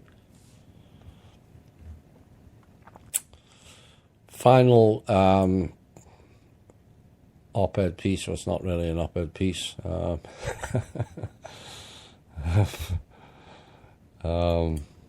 Before we go into Q&A, well, Barack Obama, I don't know where he's going to get all the time, but maybe he'll have a lot of time to do what he's planning to do. But him and Michelle Obama are teaming up with Netflix, of all people, to produce films and TV shows. And Netflix says the former US President and First Lady have entered into a multi-year agreement with the service, and it says the films and series will potentially include scripted series. I wonder if that's written by the CIA. Unscripted series, that doesn't exist. A docu-series and documentaries and features. And Barack and I have always believed in the power of storytelling to inspire us, indeed. Exact details of programming have yet to be announced, but they should fit in rather well, providing the both of them are not in jail by then. As they've been telling fairy tales throughout their role as president and first man. Obama can tell fairy tales about how he is American, or about how he gave $1.6 billion of our money in cash for humanitarian programs and some food packages for the poor Iranians. Really, Obama? Or perhaps he can tell a tale of the health director in Hawaii who approved his birth certificate, who then suddenly died in a plane accident just after Trump outed them on Twitter back in 2013. That would make a good documentary. Or perhaps he can tell the tale of how he paid for Muslim Brotherhood to fly to South America and then pour through the southern border to enable hit squads inside America. I'm sure the American public would love to hear about that series. Some of those Muslim Brotherhood tried to take out Kim. Yeah. Here's a song for Michael LaVaughn Robinson, better known as Michelle Obama. I played a different song in there. Hi all and welcome back to the final portion of tonight's show. We'll get into the Q&A section. Not many questions this week. There's some things that I can cover in amongst those questions. And where are we? Right, let's get into the Q&A. Can a Draco, for example, have free will and choose to be negative in its next reincarnation? Or is the negative related to trauma-based experiences that it would have endured? Well, everyone has the free will to choose to be light or dark or neutral. The Draco, from what I gather, have largely been cheating of going back to source for a re-evaluation of their own karma, their own judgments. But the Draco were also lied to, as of many of the species that have been involved here and the other planets around the world, around the Earth, the Earths, the universe. You'll find out why I said it, the Earths, on Sunday, because Earth is what we call it, but every inhabited world is called Earth. That's why I said that. The Draco need to get their act together. From what I understand, there is a move by the younger generation. They don't want to continue. Some of the older established royalty, as they call themselves, want to continue some of the games, and who appeared to be easing off a bit. But unfortunately with the Draco, you can't trust them as far as you can throw them. Unless you're in the battle realm, then you can throw them quite far. Preferably snap the necks off. That's how the way you get rid of Draco. But I don't advocate violence, but we have tried with them, and they've kind of not been very good to humanity. And so the trust is in very short supply with that group. They need more ambassadors to step forward, because there are Dracos still here who can help more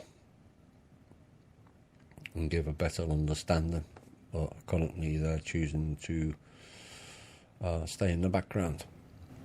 Anyway, next question is: my path takes me by the number 1 Masonic Lodge, and it was eerily quiet and closed, which is very unusual. The shop is also closed down, and the question, ritual or have they been taken down? What I mean, have you any information if they are closed down for a ritual, considering the coming wedding, which took place last Saturday, I think. Not that I was interested. Or have they been taken down? I'm not too sure on that. Not all Masonic lodges are bad. If you, I'm trying to remember the name of it, the one on the round building on the corner in London, if that's the one you're referring to,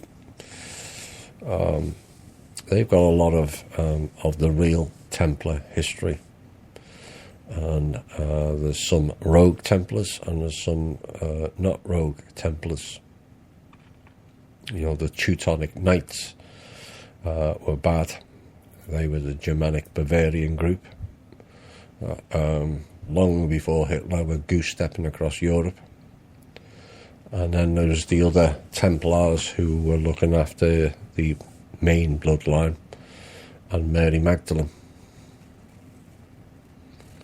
And so it's easy to go down the path and say, well, all Freemasons are all bad and they're all satanic ritual worshippers and get up to all kinds of fun and games in the Hellfire Club, etc., etc. But no, the average person in the Freemasons, unless you go above 15, has no idea what's going on above.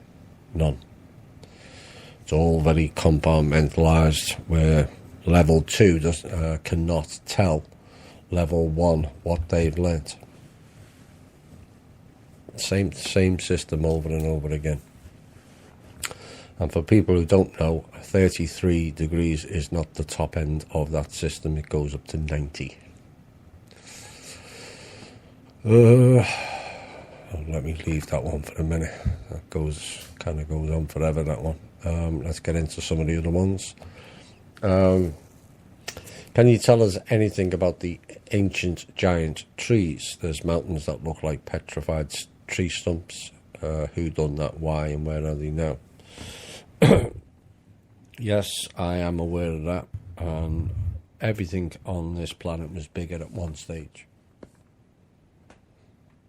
All the beings were bigger. All the plants were bigger. All the fruit were bigger. People have heard about the giants, different, taller version of human. People have heard about the woolly mammoths, and now we've got, and they're still big, but they're smaller elephants. We had the big cats, saber-toothed tigers. Now the tigers are much reduced. We also had the bug-eyed bastards called the mantids, who are now little tiny ants who are rather annoying and sting your feet. So everything got reduced. By whom? That's a good question. Don't really know by whom, but it appears that they were cut down. There were certain energy points around the planet. Maybe those trees and where they are energy points. I've not managed to map that. Maybe one day one of the members can look into mapping where those big trees are. The movie Close Encounters, and the place in what's known as the Devil's Tower in Wyoming. The ancient myth was a giant bear scratched it out, but to me it looks like it is what it is, a petrified tree. And some of those trees in the ancient times were over 1,000 foot tall, and they maybe were the energy points globally. So I hope that helps. But there is a number of bizarre looking flat top mountains that all look like petrified trees. And if that's the way they look and science can't explain it, then as strange as it may sound, it is what it is. Look at the movie Avatar. What was the centre of their civilization? The tree. And what did the military do in there? Try to cut it down. I think that was a deliberate past memory trigger. Because there were certain peoples, not only on this earth, but many other earths that were living that way. Spirit beings in with the trees and in with the animals and in with the plants. And then you had the trade commerce people. And it's not just the clowns on this planet. They've been looting planets for a long, long time.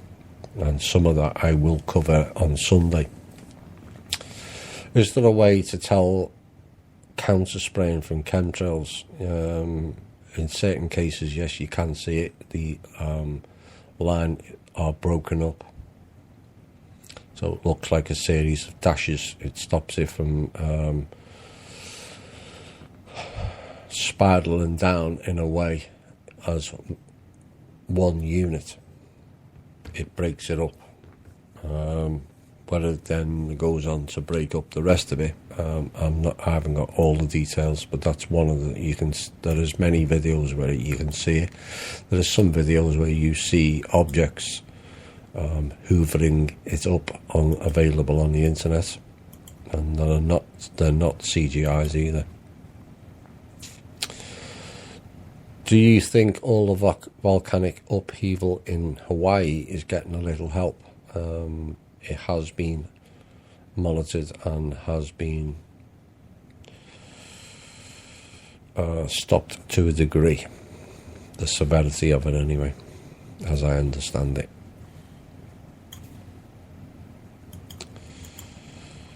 Done that one. Right, let's get into this long-winded one. Thomas, what's your take on all this? I've tried to condense it. Bashar spoke recently of the 5 hybrid races, and something like 45% of the world's population has participated in soul contract detainments, as in abductions, in a variety of ways, not just genetic. The tall greys have tunnelled back in time to ensure their race, having adapted to a broken world and no longer able to reproduce, have shed all emotion and doesn't cease to blend their DNA with ours to continue a new hybrid race. Some of that has been going on, but it wasn't the tall greys as I understand it. It was the smaller ones.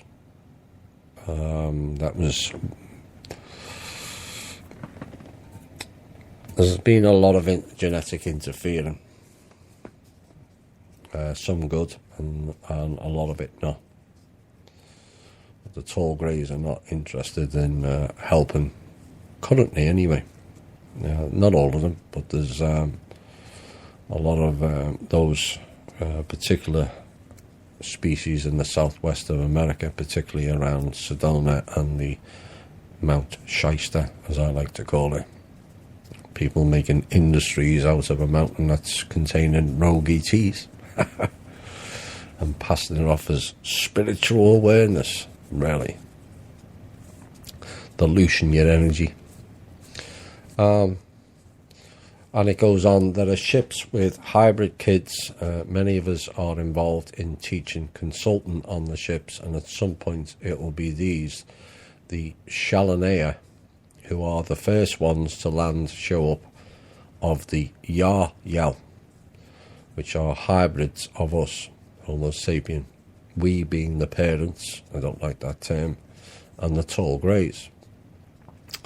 And the Shalania kids will arrive in havens in remote areas to further their assimilation with our ways. That has begun on the ships, and this will lead to further genetic blending of them and us. And then there will be the Anu Het, a 6th race from the ancient mothers of the ancestor spirits, the Anananis, Enadas, Ananikas, where we will have skipped over 1,000 years of evolution and achieved the conclusion of the grand cycle of Anu. From Anu to Vika, or Vikwa, equals seed, Desh equals template, Adama, Eve, Etvia, being the upgrade from the first version, Marsi, the first hybrid grey, Mazani, the tall grey, Sasani, Yarhel, or Yaryel, and Salayana, Enanika, and Anuet.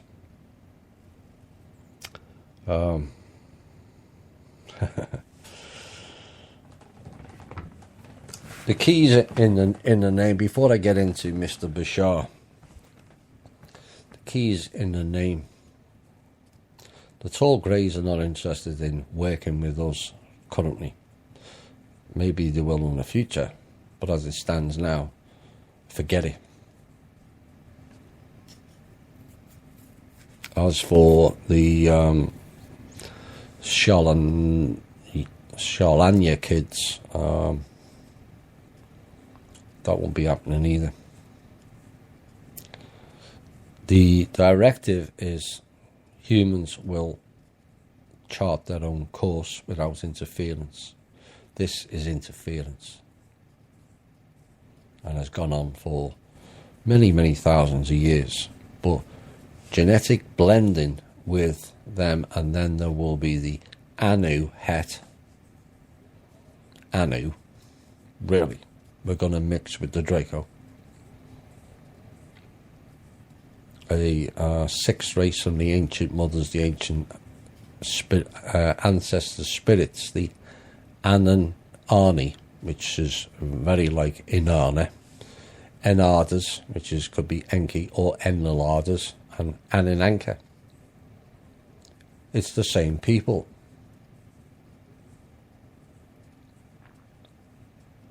And then the key line, where we will have skipped over thousands of years of evolution and achieved a conclusion of the grand cycle of Anu. That is not happening either. Humans, the current version, have achieved a lot evolution-wise. We would have achieved an awful lot more if it not were for the interference of Anu and other clowns. And the reality is, they are trying to piggyback, not just the Draco, the Mantids as well, and some of the Greys are trying to piggyback on our evolution. So we're not skipping forward 1,000 years at all. We did the work. They never. And as for the Adam and Eve, again, I will have something on that on Sunday. First hybrid grey, indeed. That's not good, girl. Sorry. Now, Bashar is a channeler. And for those who have been listening to me long enough know my opinion of channeling. It's all routed through certain AI, or was, that replicates a certain voice that would be familiar to those receiving. And they tell them all kinds of lies and crap. Now, Bashar channels through a person known as Darryl Anka, who's the cousin of Paul Anka. And I've pulled this from a piece, I did remember it, but the details of it, but this is how it was written by someone who did an overview of Mr. Darryl Anka, who's the one who does the stuff for Bashar. Mr. Anka began his career as a Hollywood special effects designer, fake, worked on films such as Star Trek, the motion picture, Pirates of the Caribbean, and I, Robot, and from what I gather, he was also the director of First Contact. But the report goes on to say now Darryl mostly just hangs out with his channeling friend Bashar, a multi-dimensional extraterrestrial being with a PayPal account. And therein lies the problem. I called Mr. Bashar out. We did try to work with him at one point, but his ego and arrogance went beyond even some that were in our own group. So Mr. Bashar offers private sessions for a fee of $300 where he reads people's Akashic records, and I would ask, which Akashic record is he reading? There are several, in fact millions of them. In addition to the $100 booking session fee and also a $100 follow-up session with someone named April who talks to dolphins. So sessions with Mr. Bashar are running at $500 to tell you channeled information.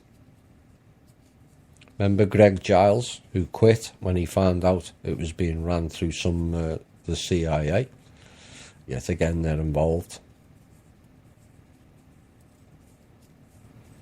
If you've got technology that's 1,000 years or more ahead, you can replicate anything.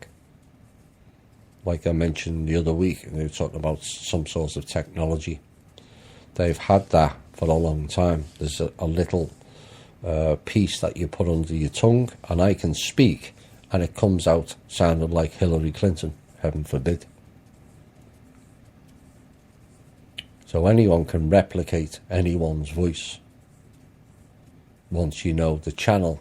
And channeling is all about tuning into a specific frequency, which they know that you're going to deliver, and then they hook up you to that frequency and then put words into your head,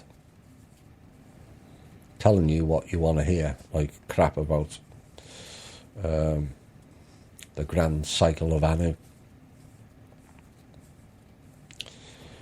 But the report on Darryl Anka said he's been swindling people this way since 1983, and he has garnered high praise in what is known as the channeling community among people who believe that human beings can communicate with disembodied spirits from other dimensions.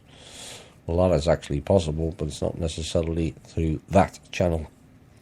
And his cohorts in the channeling game include Lee Carroll and his love-filled and empowering angelic being, Cryon, really, Krypton.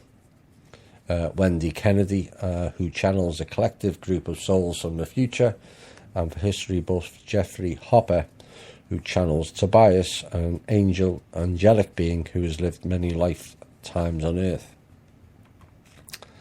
Don't follow anything that involves channeling. You know, you asked me for my opinion, that's my opinion. We've been telling you this for the last 5 or 6 years. Channeling is only telling you what you want to hear. None of it ever comes true, because it's all designed to give you hope, and you sit back waiting for the saviours to come, while the saviour is you. And that means all of us. That's what all that New Age hopium's about. This is the age of Aquarius, and we're all going to sing Kumbaya and everything's going to be hunky-dory. Well, actually, it's not. That hasn't worked. Or if you all smoked pot and got a high and interacted with the spirit worlds, well, that didn't work too well for a lot of people either. Again, I will be covering that in the Sunday show. But channeling material is fake at best and dangerous at worst, as it makes you sit back and wait for somebody else to save you. That's not going to happen this time.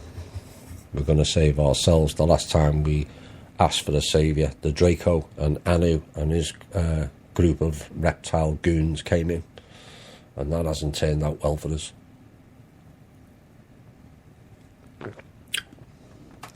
How does one know if they are in the mental planes when dreaming? The simple answer would be you will see a lot less rather ferocious looking animals and battling. There'll be a lot less need for battling and more need for teaching, and more need for meetings and people actually trying to work in harmony rather than trying to destroy each other, which is the gist of the astral realm, certainly the lower astral anyway. It's not to say you cannot be attacked, it's less likely, because once on the mental planes you have way more abilities than you ever imagined you ever had. So I hope that answers that question. And this is probably, I think this is the last one. Yep. Will the global high-speed bullet train in the future be a moneyless free public transport or very cheap so everyone can pay to travel by train? I don't know whether it's going to be free. I imagine it will be cost effective to the average person. That's what it's designed for. And the parts of the costs will be offset by the trains being used as trade. So, I imagine there'll be fairly long trains with it'll cut out, in essence, it will cut down on the need for oil and huge trucks that are breaking up the roads and running people off the roads. It's kind of old technology that, in many aspects, wagon delivery. It's so it can be offset with that, but there will be a lot of benefits outside of trade that we'll have maybe more details in a future program. Well, I would expect it would be cost effective. It's certainly cheaper than paying $3 for a gallon of gas to drive 20 miles. So it will have a number of beneficial effects regardless of the cost of it. Right, that's the end of tonight's show. A bit shorter than normal, and I hope you enjoyed it. Not as much intel as last week, but we can't have bundles of intel the same every week. But things are progressing on all levels. That's the reality of what's going on. More and more people are being exposed, and yes, I know people are waiting for a big one or a big name to be outed or arrested or whatever. They will all come. There's an awful lot of investigatory work going on currently. The key is not necessarily, I think we said this late last year, the desire to go for the minions that are propping up the system kind of ended with the threats by the Rothschilds, and the desire was to go for the top ones. Well, you've got to work your way through the minions and the firewalls in more ways than one to then have sufficient evidence and enforcement to deliver the ultimate blow to the top end names that the public would be familiar with. They're not the real top end names. They're only known by the very few. But certainly from a public perspective, it looks like everything's on a knife edge. We've been saying this for a number of months now, and we're waiting for the proverbial elastic band to snap. Well, look at what's going on with the FBI, look at what's going on with the DOJ. As for the Trump cancelling the North Korea, I wouldn't pay any attention to that whatsoever. There's a video that was put up, may or may not be correct, about Congress wanting to arrest Clinton. Fine, just go ahead and do it. It amazes me that whoever that entity is, whether it's original Hillary or Anne, it should have been arrested a long time ago. And it's only because of the way the system's created and the fear that's installed not only in the people, but the cabal are all terrified. They're terrified of each other at the moment. And it just needs a group of them collectively to step out as one force and go, we're not playing this game anymore. They know they've lost. but it's all about going through the vast quantities of evidence on so many different aspects that it may take years to fully get to the bottom. Hopefully won't take years to arrest these clowns, but the depth of the corruption, fraud, pedophilia, ritual stuff, bribery, lobbying, kickbacks, you name it, in all 209 countries is beyond staggering. And it needs a lot of coordination. And part of the problem currently is nobody knows really who's good and who's bad. What is the definition of good and what is the definition of bad?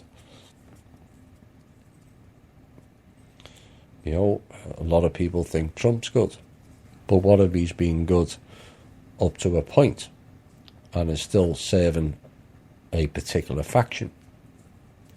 That's not been ruled out yet, and more evidence will be required for that trust to be gained.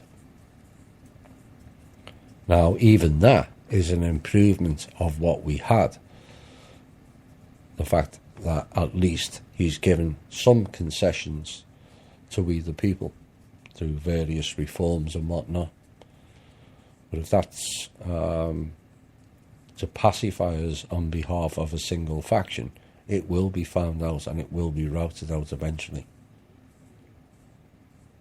But it's not just one faction, is it? It's 5. It's not just one particular country or one particular player. It's all 209 countries. There's a lot of work ahead for a lot of people just on investigating what's gone on. The financial. You know, the DOD needs a full audit of what's been spent and where it's all gone. Where's the $23.5 trillion gone? It's not something that's just easily lost. Like loose change falling out of your pocket. So, you know, I don't know the measurements, but certainly would fill a basketball hall. $23.5 trillion. You don't lose that unless there's been heavy-handed collusion involving numerous people, and they all have to be routed out and they all have to be dealt with. The question remains with Trump doing prison reform and talking about removing non-violent offenders if they've put in jail for smoking pot or something. Maybe he's creating room for some of these clowns to go in. Maybe. Time, as always, will tell. Right, I'll be back on Sunday.